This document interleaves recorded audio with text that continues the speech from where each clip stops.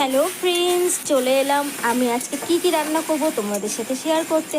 তো আজকে শনিবার, রান্না করছি আমি পালং শাক ভাজা। পালং শাকটা খুব ভালো ছিল। তো এখানে আমার হাতের ছায়াটা পড়েছিল আর কি, এই জন্য একটু আবছা দেখাচ্ছিল। তো কলমি শাক ভাজা রান্না করেছিলাম। আজকে যেহেতু শনিবার, তাই শুকনো লঙ্কা খেতে নেই, শুধু কালো জিরে আর কাঁচা লঙ্কা দিয়েছি। আর এদিকে আমি রান্না করেছিলাম চিচিঙ্গা আর উচ্ছে একসাথে ভাজা। তো পরমব্রত এর থেকে খেয়েছে, তাই জন্য একটু কম লাগছে। আর এদিকে ভাতও হয়ে গেছে আমার। তো কলমি শাকও পরমব্রতকে একটু দিয়েছিলাম, হেভি সুন্দর হয়েছিল। কলমি শাকটা খুব সুন্দর জালি ছিল জানো। কলমি শাকটা না আমি ভীষণ ভালোবাসি, খুব খেতে ভালো লাগে। এটা তোমরা রান্না করবে যেভাবেই খাবে খুব ভালো লাগবে। আর এখানে আমি মটর ডাল প্রেশার কুকারে 4টে সিটি দিয়ে নিয়েছি। আর কারণ মটর ডাল আজকে রান্না হবে। কি দিয়ে রান্না হবে দেখো, পেঁপে কেটে নিয়েছি, পেঁপে দিয়ে রান্না হবে।